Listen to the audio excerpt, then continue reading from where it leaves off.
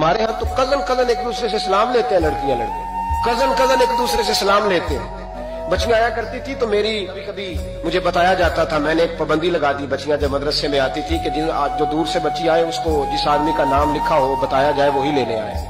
ایک دن مجھے اطلاع دی گئی کہ آپ تھوڑی دیر آئیں، میں گھر گیا تو مجھے بتلایا گیا ایک بچی ہے تو اس کو جو پہلے لینے آتا تھا وہ نہیں آیا، کوئی اور آیا۔ میں نے اس کے بھائی کو فون کیا کہ آپ لینے نہیں آئے، کہنے لگے یہ کزن ہے ہمارا، اس کے ساتھ بھیج دیں، آپ ہمارا ہی کزن ہے، خالہ زاد ہے۔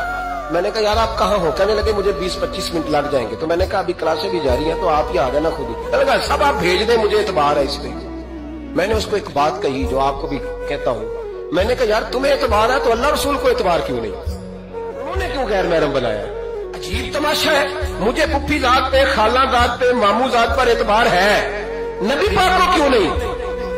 آپ کو زیادہ پیار ہے لوگوں سے یا نبی پاک کو امت سے زیادہ پیار ہے؟ کیا مطلب تماشا ہے؟ کیا مزاج بنا لیا میں نے اور آپ؟ نبی پاک نے ایک شخص پر اعتبار نہیں کیا پر میں اس سے پردہ کروں، آپ نے اور میں نے کیسے کر لیا؟ نبی پاک نے خالہ ذات، پھپھی ذات، دیور پر، جیٹ پر، سالے پر، بہنوئی پر اعتبار نہیں کیا، پابندی لگا دی۔ تو نے کیسے کیا؟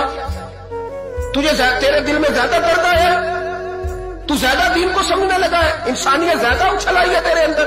اعتبار کیا ہو؟ یاد رکھنا